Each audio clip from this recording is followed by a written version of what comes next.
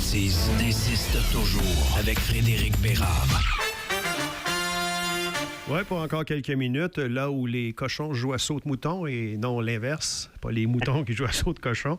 Avec Fred, tu m'as envoyé un article de ton ami Auger dans la presse d'aujourd'hui, j'imagine, concernant André va aimer l'allégorie, on fait un comparatif avec le hockey. On s'en va en troisième période pour ce qui est de la loi sur la laïcité. Ben oui. Mais ça semble incontournable, là, c'est vers ça qu'on se dirige. Quant à sa validité. C'est un peu ce que tu nous avais dit, donc ça semble inévitable. Fred, même si... est-ce que Trudeau joue pas gros en se mettant un peu le Québec à dos en allant là? Ça veut dire quoi, se mettre le Québec à dos? Ben, on sait qu'elle est passée quand même, la loi 21. Il y a une bonne partie des Québécois qui la désirent. Oui, dans ce sens-là, oui, mais c'est quoi l'appui à la loi 21 maintenant? C'est à peine 50 %. Ah oui? Ben oui, selon les derniers sondages, c'était dans le 52, 53, puis c'est correct, là. Mais arrive un moment donné où je pense qu'il faut comprendre que c'est pas d'attaquer la loi 21 qui est l'objectif, c'est d'avoir une discussion sur la disposition de dérogation. Puis ce que dit Michel C. ce matin, puis je vous invite à aller lire ça dans la presse, c'est pas bon, c'est excellent, là. Puis je dois bien dire que si vous voulez savoir c'est quoi mon plan de plaidoirie, là, ben c'est pas mal ça, dans le sens où, une fois qu'une Cour suprême rend une décision, elle peut changer d'idée plusieurs années plus tard, si elle le souhaite, s'il y a eu une évolution sociale. Okay. L'évolution sociale, ici, c'est quoi? Ben, on vient d'en parler avec Trump. C'est qu'il y a du populisme à fond la caisse, partout, en Occident, pas juste au Québec, là. Puis au Québec, on est un des endroits les moins pires dans le monde, là. Mais il y en a partout en Occident, ça grimpe. C'est les droits fondamentaux qui sont attaqués. Tu sais, en France, là, ils ont protégé le droit à l'avortement dans leur constitution il y a de ça 48 heures. C'est la première fois que quelqu'un fait ça. Pourquoi? Parce qu'ils ont peur de l'extrême droite de Marine Le Pen. C'est ça qui est en train d'arriver. Donc, nous, ce qu'on demande à la Cour, c'est de renverser son ancienne décision, pas totalement, mais juste de dire, mais ça serait bien d'ajouter un objectif à la dérogatoire. Donc, par exemple, quand François Legault va invoquer la dérogatoire, c'est bien correct, ça peut être légitime, mais faudrait qu'il soit capable de démontrer une seule chose, c'est-à-dire qu'il recherche un objectif réel et urgent, tout simplement. Puis ici, il n'a jamais été capable de dire c'était quoi l'objectif réel et urgent de sa loi 21, à part de dire on veut faire plaisir à la majorité. Mais c'est pas un objectif réel et urgent, ça, là, quand tu es un législateur, de vouloir faire plaisir à la majorité. Tu sais, il y en a qui m'écoutent et disent ben oui, mais c'est correct de faire plaisir à la majorité. Oui, mais pas dans un cadre de droits fondamentaux, parce qu'autrement, tu n'as pas besoin de charte, tu n'en auras plus de droits fondamentaux.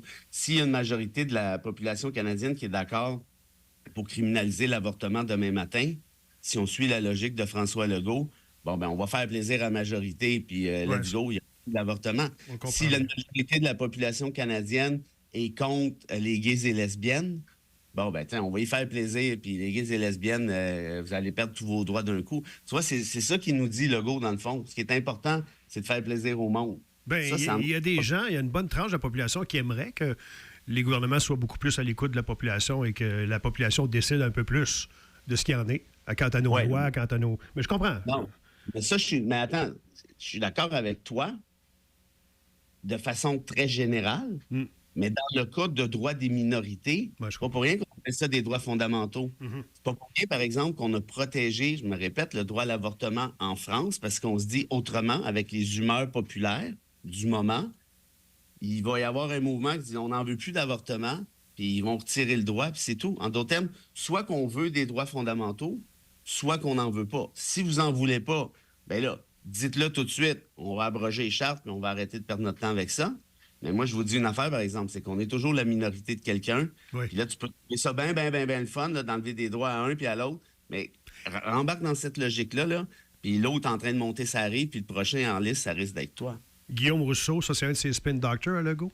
Il a tweeté hier avec le compte de Legault, de François Legault, malgré le jugement de la Cour d'appel sur la loi 21 qui reconnaît que la clause dérogatoire est une clause qui permet simplement de donner le dernier mot au Parlement québécois plutôt qu'au juge, certains intellectuels, et là, je te sens visé, persistent. Comment expliquer que ces intellectuels soient convaincus de la nécessité de juges placés au-dessus des parlements par une charte des droits afin de protéger les minorités?